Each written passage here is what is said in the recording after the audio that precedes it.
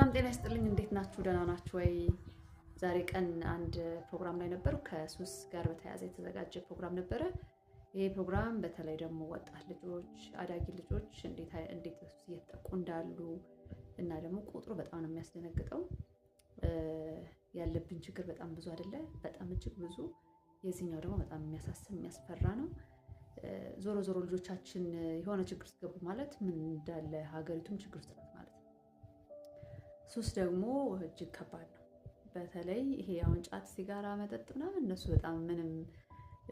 ካሉት ነገሮች ስንሰማ በጣም ምንም ናቸው ሌሎቹ ነገሮች በጣም ነው የሚያስፈሩት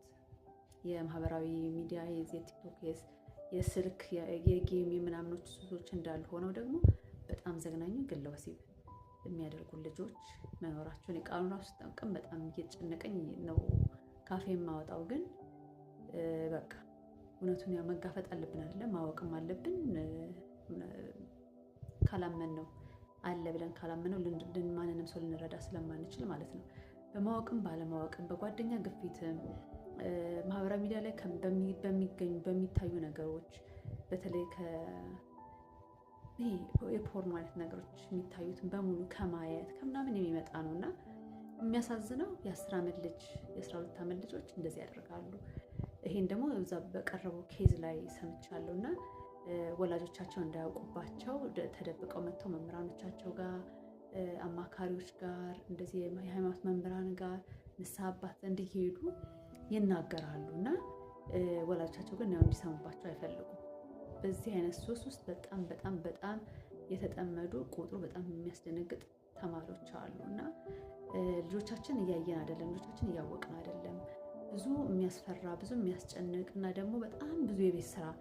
ያለብን ሰዎች ነን በተለይ ወላጆች ይሄ የቤት ስራ ያለብን ግን እኛ ትኩረታችን ሌሎች ነገሮች ላይ ሆነዋል የማይጠቅሙ ነገሮች ላይ ሆነዋል ቁሳቁስ ላይ የቤታችን ቀለም ማማር አለማማር ላይ ጸጉራችን ላይ ውበታችን ላይ ሌሎች ነገሮቻችን የሆነ ተራና ቁሳዊ የሆነ የሚያልፍ ነገር ላይ ትኩረት አድርገናልና ልጆቻችን ረስተናቸዋል ትምህርት እናመላልሳለን ከዛ ውጪ የባህሪያቸውን ለውጥ አናይም የት ብለው እንደመጡ አናይም ጠረናቸው መለወጥ አለመለወጥን አናይም ባህሪያቸው እንዴት እንደሆነ ደስተኛ ናቸው አይደሉም የሚለውን ምንም ነገር የምናየው ነገር የለም ስለዚህ ብዙ ልጆች ሱስ ውስጥ ገብተው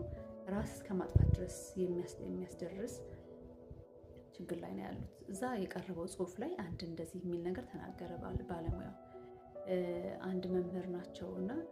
የግብፃዊ መምህር መሰሉኝ እርግጠኛ አይደለሁም ማመስ ለራሳው ንቅርታ በዚህ ደቂቃ መርሳት ያስገርማል ግን ምን ብለው የተናገሩት ሱስ ማለት ምን ማለት